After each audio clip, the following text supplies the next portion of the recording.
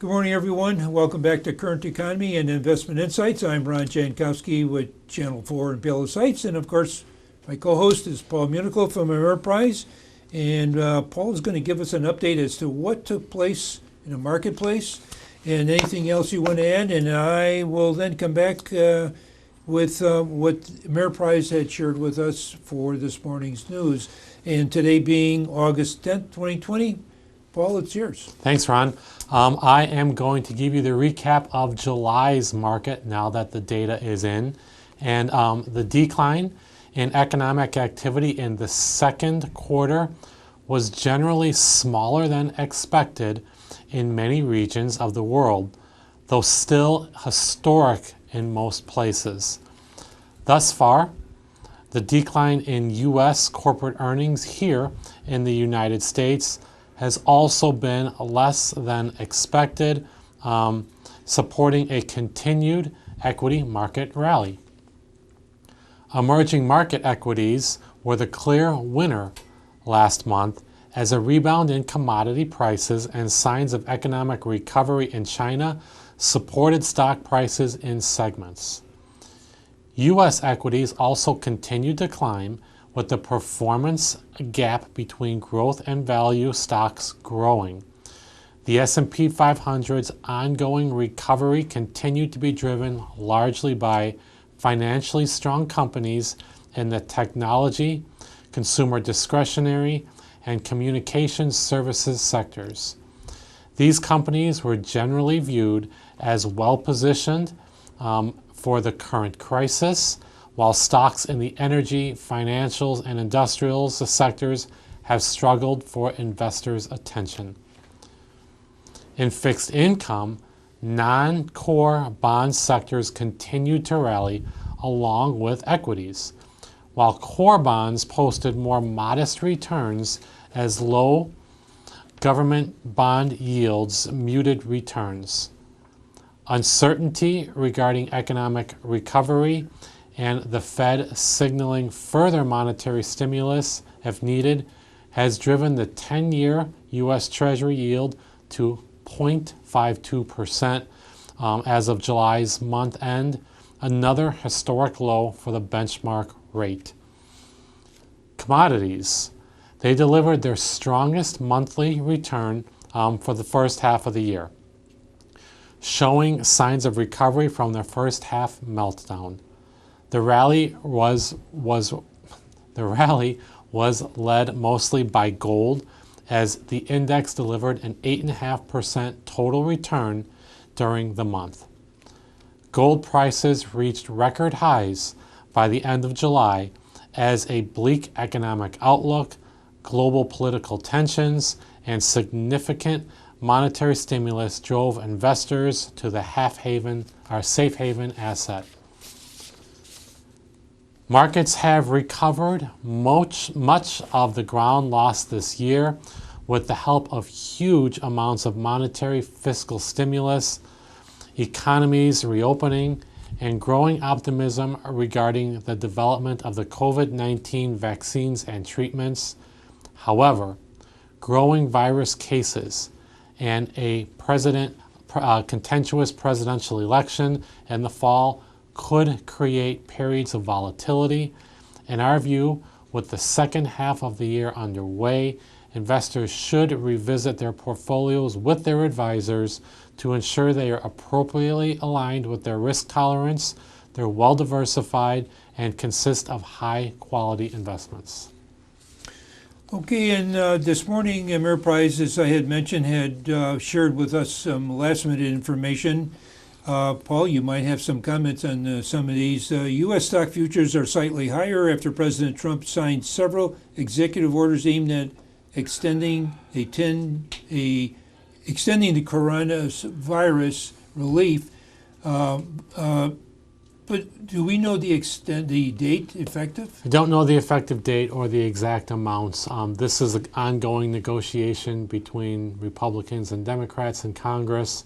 Something needs to get done to continue the benefits for people that are either furloughed or laid off. Mm-hmm. And oftentimes that money given to those individuals goes right back into the economy because they have to spend it on goods and services that they need just for their day-to-day living. And the yield on the 10-year Treasury is off slightly as investors monitor the trade tensions between the U.S. and China. Anything you want to add? Just I mentioned too at the end of last month we were at lows on that 10-year benchmark note, and we continue to stay down at those low levels. Stocks in Asia traded mostly higher overnight with Japanese markets closed for the Mountain Day holiday. Shares of Mercado Libre are higher in pre-market trading after the Latin American e-commerce firm reported better than expected quarterly results. It's good news, yeah. Good news. Here's some year-to-date. S&P 500 is a plus 4.9%. And the Dow is a minus 2.5%. And of course, you addressed pretty much why this is all happening. NASDAQ is up 23.4% for the year to date. And that's a big number, and that's a big discrepancy. So if you're a Dow Jones type investor, which is a lot of the big blue chip company type stocks, you're still down year to date. Right. Versus these NASDAQ, the technology type, the community, that's those kind of stocks, as you mentioned, up 23%, the sector. It's a big discrepancy. So depending on where your portfolio is aligned, you could be having a really good year or really just not average. So good. Yeah, I mean, if you take 2.5%, it's really, that's okay. You know, we want positive years every year, but investors know that's just not the case. You know, stocks aren't always up, of course, which is why it makes the stock market difficult to invest in. But that difference of up 23 in one sector and down 2.5 in another, that's dramatic. It is. Okay, well, we're going to close for now. Stay with us. We are going to bring you the other show that we do. It's called Your Money, and Paul has usually a topic that's of interest and maybe talking about your portfolio. Stay with us. We'll be right back.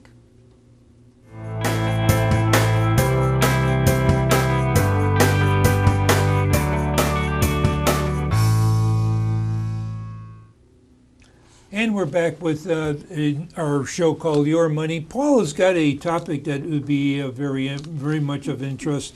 It's called Maybe It's Time for You to Consider a Roth IRA Conversion. And I'm just going to let Paul take it and run with it, Paul. Thanks, Ron. You know, Roth IRAs are generally considered among the most attractive retirement savings vehicles available to individual investors. They offer the unique potential to grow investment earnings without incurring any income tax liability if qualifying distributions are made. It's important to note that how much you can contribute to a Roth IRA depends on your tax filing status and modified adjusted gross income.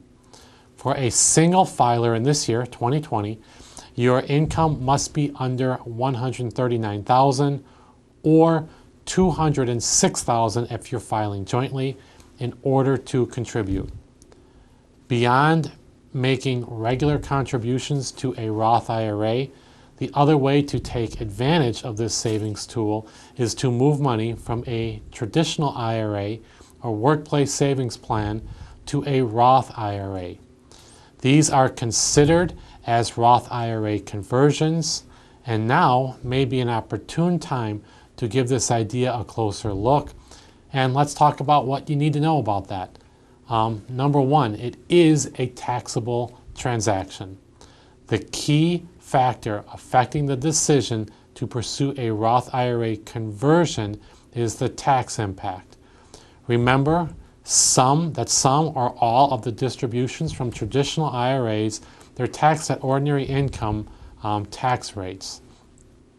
If contributions were made on a pre-tax, meaning a tax-deductible basis, the entire amount of the withdrawal is subject to tax. If after-tax contributions funded a traditional IRA, the only portion of the distribution attributable to investment earnings is taxable. With a Roth IRA, all contributions occur on an after-tax basis. If the holding period requirements are met, all distributions can be received on a tax-free basis. Moving money from a traditional IRA to a Roth IRA is a taxable event at the time of the conversion. Consider an example of converting a portion of a traditional IRA to a Roth IRA. If all contributions to the traditional IRA were made on a pre-tax basis, the entire value of the converted amount is added to your ordinary income for the year and subject to tax at all applicable rates. So let's make some smart tax conversion decisions. Let's look at an example. If we assume this conversion totaled $100,000, as an ordinary income tax rate of 24% applies to the converted amount, that results in a tax liability of approximately $24,000. It is often recommended that you pay the tax due from available resources in existing taxable accounts. This allows the entire amount converted to be shifted to the Roth IRA, maximizing the long-term tax benefits of the conversion. If you don't have to convert all your IRA assets at one time, it can occur over a series of years to spread out the tax impact. Remember that income is taxed on a progressive scale across a range of tax brackets. You may want to convert an amount that will stay within your current tax bracket. So for example, a married couple expecting to have a taxable income of $100,000 for this year will be in a 22% federal income tax bracket. That bracket for married filing jointly continues to apply to taxable income all the way up to $171,050. Therefore, they can convert $71,050 without any of the converted amount slipping into a higher tax bracket. Last, let's talk about timing. Another consideration relates to the future of tax rates in America. Current income tax rates are near their lowest levels in recent history. There is a concern that due to skyrocketing federal debt, much of it spurred by recent stimulus related to the COVID-19 pandemic, tax rates may rise in the future. So by taking the tax hit at this time, when you convert funds from a Roth IRA, you may ultimately pay less in tax on your IRA than if you wanted to take distributions later, assuming that tax rates do go higher. In conclusion, Roth conversions can be a very effective tool in both terms of tax management and helping generate after-tax cash flow in retirement, but the process can be complex. Be sure to consult with your financial advisor and your tax advisor before you take any action on any type of conversion. And again, I'm not a tax advisor, so if you're looking for one, please do your research and find one you trust. If you're looking for a financial advisor, that I am, and I can help you in that area. So please give me a call directly at 708-226-3412 with any questions or concerns that you might have in that area. Interesting topic, Paul. It applies to some and it applies to others not so much. So. Right, that Roth is always a nice spot to get money if you have the option to do so. Some people are cut off by income levels. They may make too much money, but the conversion allows you to get into that area should you want to be there. So it is something that's a little bit more complex and something, as I stated, we do recommend talk to your tax advisor and talk to your financial advisor about. All right, thanks again, Paul. For Paul Munichlo with Ameriprise Financial, myself, Ron Jankowski, Channel 4 in Palos Heights, we wish you good investment day.